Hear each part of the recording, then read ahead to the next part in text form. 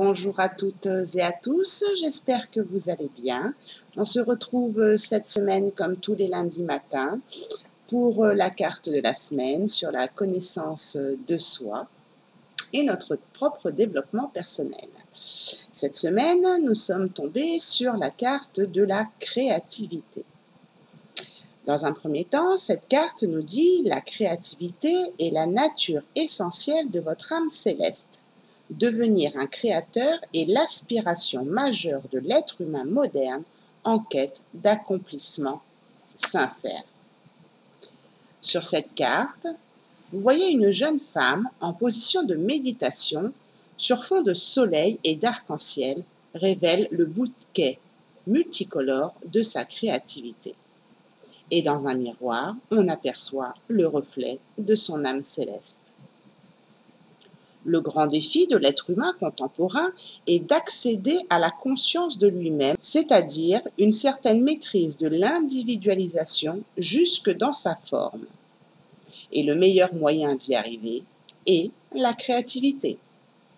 La créativité peut s'exprimer dans tous les secteurs de vie car elle est l'expression de l'être spirituel que l'on est. La créativité n'est pas seulement artistique, ce qui signifie que l'on peut devenir un créateur sans être forcément un artiste. Précisons afin de bien se comprendre. Un artiste est une personne qui a reçu un don, entre parenthèses, elle est née avec, qui va s'exprimer quasi, entre guillemets, naturellement, à partir d'un certain âge, souvent très jeune.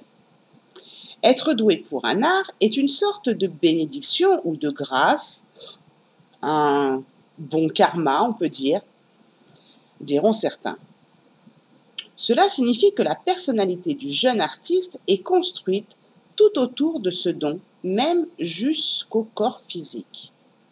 Le don artistique est quelque chose de particulier. Même si parfois un artiste s'incarne dans une famille où il y a déjà d'autres artistes, il est fréquent qu'un être doué s'incarne dans un milieu n'ayant rien à voir avec ce don. Et même si le jeune artiste peut ramasser toutes sortes de conditionnements, cela ne gênera pas ou très peu l'expression de son don. Cela donne l'impression d'une certaine dose d'invulnérabilité ou encore de protection céleste. En revanche, très souvent, le don va s'amenuiser ou disparaître dans la trentaine, à moins que l'artiste ne fasse davantage d'efforts pour le conserver. Un certain état de facilité va le quitter, tandis qu'il pourra faire progresser sa technique ou accéder à une autre qualité d'inspiration. Ce que nous appelons, entre guillemets, créativité, fonctionne autrement. La créativité est l'essence fondamentale de l'aspect volontaire de l'être humain. Ainsi, lorsqu'un être humain développe son individualité, tout en transformant sa personnalité, grâce à l'individualisation, la qualité de sa volonté s'élève et devient plus spirituelle, plus réceptif à l'esprit. Un tel individu, qui commence à mieux se connaître et à percevoir son potentiel spirituel, découvre en lui une volonté de servir, entre parenthèses, plus grand que lui, c'est-à-dire d'agir fraternellement et créativement. Que cet individu soit un artiste ou non, il deviendra petit à petit un créateur. Qu'est-ce que la créativité ? C'est apporter quelque chose de nouveau dans le monde. Cela sous-entend qu'il faille impérativement se débarrasser des forces qui nous poussent vers l'imitation ou le, entre guillemets, copiage si fréquent à notre époque. Il ne s'agit pas non plus, comme dans l'art moderne, de faire n'importe quoi sous prétexte d'originalité ou de marginalité, et surtout de gros sous. La créativité a pour but de manifester, de faire s'incarner depuis le monde spirituel des impulsions qui serviront au futur de l'humanité. Elle n'imite pas le passé, ni ne cherche la gloire éphémère du présent. Elle œuvre pour le futur. Comme nous le voyons sur la carte, la créativité est le résultat d'une collaboration, consciente dans l'idéal, entre l'âme céleste, ou moi supérieur, et l'individu créateur. Un tel créateur reçoit une authentique inspiration. Le lecteur attentif nous lance alors cette bonne question. À quoi reconnaît-on une véritable inspiration? Il est possible de s'entraîner à recevoir de bonnes inspirations et ensuite parcourir tout un chemin précis pour les manifester. Lorsque nous recevons une bonne inspiration et qu'il nous est demandé de manifester telle ou telle créativité, c'est toujours une œuvre difficile à manifester. Bien sûr, nous pouvons être doués dans une certaine discipline artistique ou autre, ce qui permettra de manifester cette créativité d'une manière relativement aisée. Il n'empêche que cette aventure créative nous demandera toujours des dépassements de soi, des transcendances, et que nous nous heurterons toujours à différents obstacles auxquels nous n'avions pas forcément pensé. En revanche, lorsque nous recevons une, entre guillemets, fausse inspiration, nous aurons l'impression que cette créativité sera facile et agréable et surtout que nous aurons de la reconnaissance et de l'argent, voire plus au final.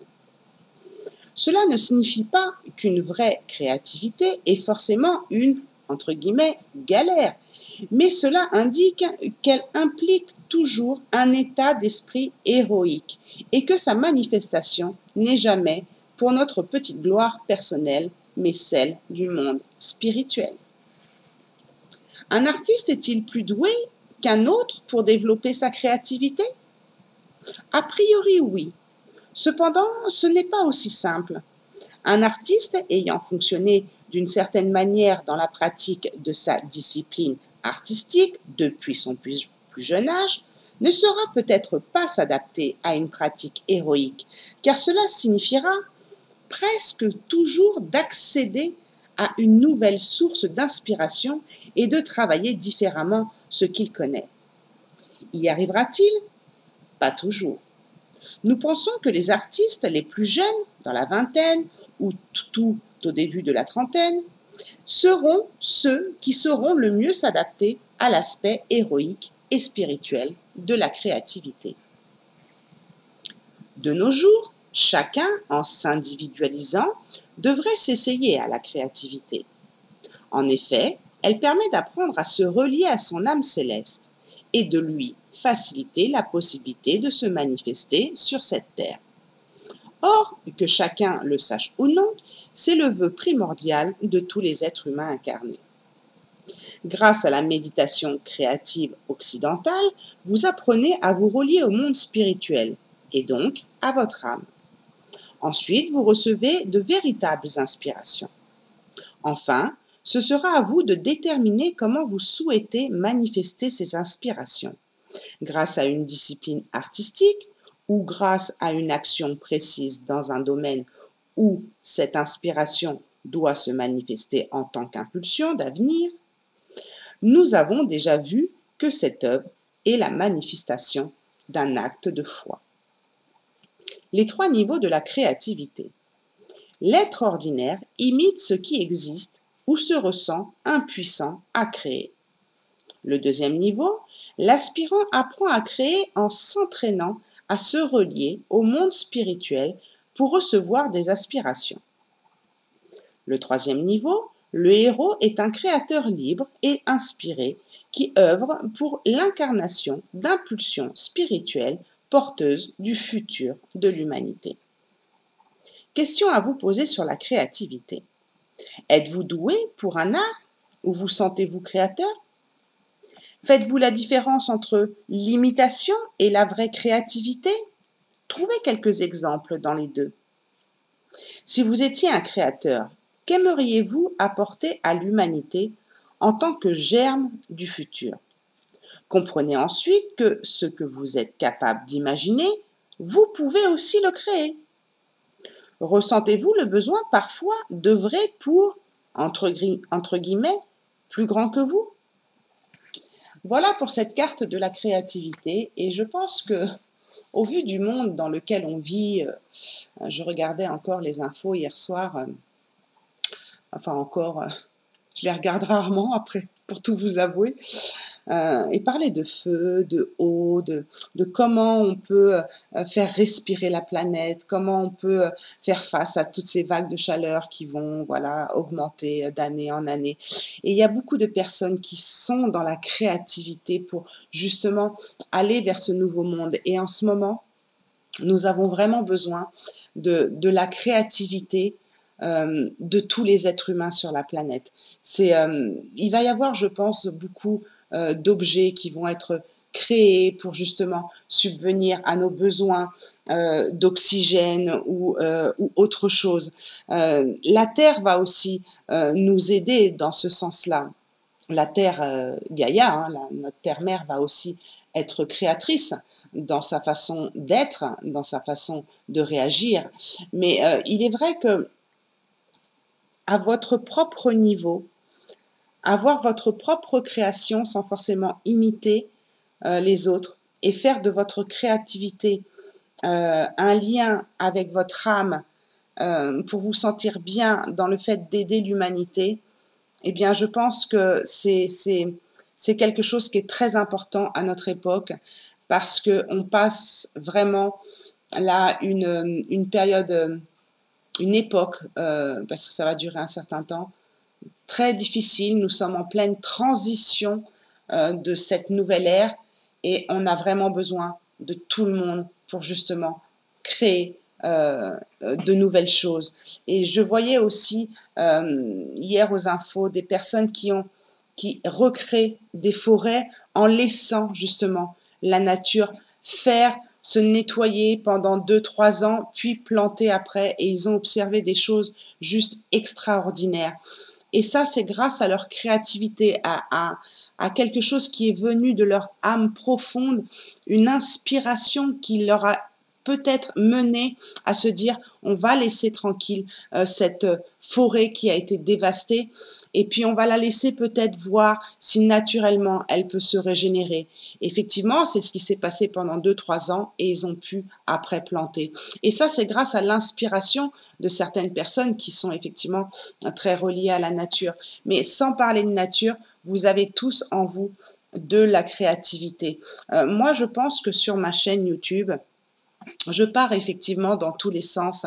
C'est parce que j'ai beaucoup de créativité, de choses à vous partager pour vous aider, justement, pour aider l'humanité à mon niveau, à mon humble niveau de toute petite que je suis. Mais j'essaye de créer des choses comme les cartes que je vous partage toutes les semaines. Ça vous parle peut-être pas, mais ça, c'est une forme de créativité que vous ne voyez pas sur Facebook ou sur YouTube. Vous le considérez pas comme une créativité, mais en fait, les cartes de la semaine que je vous partage, c'est aussi pour ouvrir votre discernement, pour que vous puissiez travailler sur vous, avoir un développement personnel. Et cette forme de partage que je vous fais avec la carte de la semaine est une forme de créativité qui m'appartient, qui est personnel. Et peut-être que vous ne le voyez pas comme une créativité. Et peut-être que moi non plus, je ne l'ai pas considéré comme une créativité au début. Mais aujourd'hui, avec le témoignage que j'ai reçu d'une personne qui en fait un développement personnel avec son cahier, je me dis j'ai créé quelque chose qui aide une personne. Et j'espère sincèrement, de tout mon cœur, que les cartes de la semaine que je vous partage avec ce tarot de l'individualisation sur la connaissance de soi vous permet d'aller dans votre développement personnel et d'ouvrir votre cœur et d'être en relation avec votre âme. Je vous embrasse très très fort et je vous dis à la semaine prochaine pour une nouvelle carte. Ciao, ciao.